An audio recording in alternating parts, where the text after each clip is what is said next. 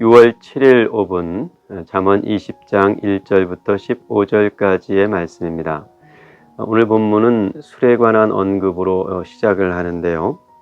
포도주는 거만하게 하는 것이요 독주는 떠들게 하는 것이라. 이에 미혹되는 자마다 지혜가 없느니라. 술 좋아하시는 분들은 술이 다 나쁜 것만은 아니라고 말씀하실 텐데요. 일리가 있는 말씀이죠. 술이 다 나쁘다 이렇게 말할 수는 없을 겁니다. 하지만 무엇이든 지나치면 그것이 나쁜 것이 되죠. 술은 더더욱 그렇습니다. 멀쩡한 사람이 술이 들어가면 거만한 사람이 되기도 해요. 독주가 사람을 떠벌리게 한다 이렇게 오늘 본문은 말씀하고 있는데, 평소 말에 신중하고 얌전했던 사람이 술이 들어가면 말이 많아지고 그 말이 거칠어지는 경우도 있습니다. 내 어떠함을 술의 힘에 의지해서 이리저리 가누는 것을 지혜롭다 할 수는 없습니다. 무엇보다도 술은 중독의 여지가 있습니다. 술뿐만이 아니라 중독의 여지가 있는 모든 것들은 사람을 어리석게 하죠. 일에 중독이 되었다거나 사람의 중독이 되었다거나 그 어떤 무엇에 중독이 되어서 정말 가야 할 길에 갈피를 잡지 못할 때 그것을 지혜롭다 할 수는 없을 겁니다. 오늘 본문에는 다툼에 관련한 말씀을 이렇게 적고 있습니다. 다툼을 멀리하는 것이 사람에게 영광이거늘 미련한 자마다 다툼을 일으키느니라. 어떤 경우 다툼을 일으키고 그 다툼에서 이기는 것이 영광이라고 생각하기도 합니다. 하지만 잠언은 다툼을 멀리하는 것이 그 사람에게 영광이라고 말하죠. 다툼을 일으키고 다툼을 즐기는 자를 지혜롭다 일컫지 않습니다. 그것은 어리석은 일이라고 잠언은 말씀하죠. 그런데 다툼을 가까이 하고 다툼을 일으키는 장본인이 스스로 어리석다고 여기지는 않을 겁니다. 자기 옳음, 자기 똑똑함이 오히려 다툼을 만들지요. 그렇게 만들어낸 다툼이 하늘의 평화를 깨뜨리고 소중한 관계를 뒤틀리게 한다면 그것을 지혜롭다 할 수는 없는 일이겠습니다. 오늘 본문에는 이런 말씀도 기록되어 있습니다. 내가 내 마음을 정하게 하였다. 내 죄를 깨끗하게 하였다 할 자가 누구냐? 사도 바울은 의인은 없나니 한 사람도 없다고 말씀을 했죠. 그건 사도의 말씀이 아니라 하나님께서 우리 인간 본연의 모습을 두고 일컫는 말씀이기도 합니다. 의인은 없습니다. 스스로 의롭다 일컬을 수 있는 사람이 아무도 없습니다. 우리는 너나 없이 그릇된 죄인이고 그 죄된 본성을 감출 수 없는 사람들입니다.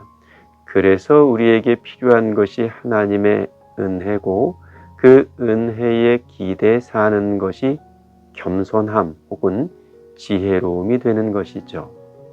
오늘 본문에는 상거래와 관련한 말씀 두 구절도 들어 있습니다.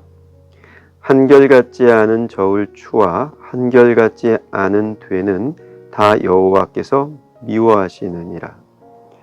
한결같지 않은 저울추, 속이는 저울 이런 것들을 왜 쓸까요? 더 많은 이익을 남기기 위해서입니다. 내가 더 많은 이익을 남기겠다고 다른 이를 속이게 되면 내게는 더 많은 이익이 남는지 모르겠으나 그 상대방에게는 더 많은 손해가 가게 되죠.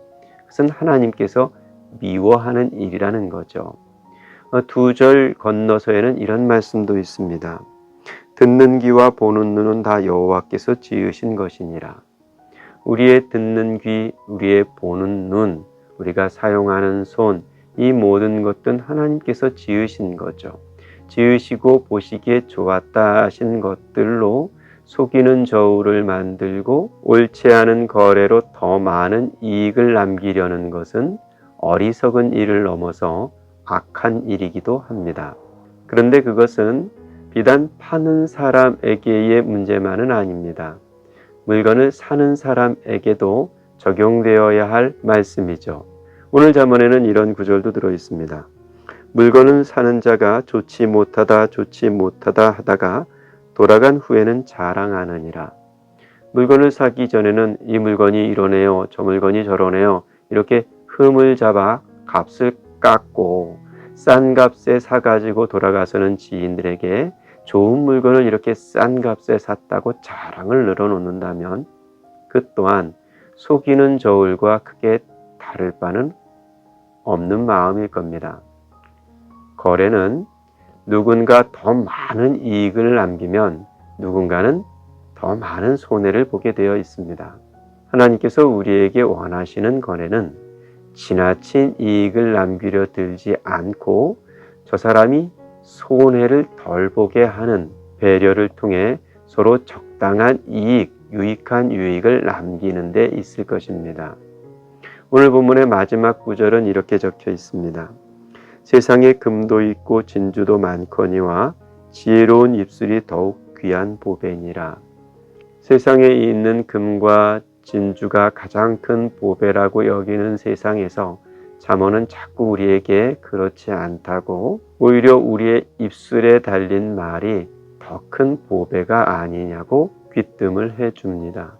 우리의 가치관이 금이나 진주에 있는 것이 아니고 하나님 나라에 있는 것이 틀림이 없다면 그 가치관을 따른 우리의 말, 우리의 입술에 흐르는 소중한 말들이 보배가 되게 해야 할 것입니다. 다시 한 주를 시작합니다. 이 잠언의 여러 말씀들로 이어꿰는 아름다운 진주 목걸이의 한 날들을 다시 시작할 수 있기를 응원합니다.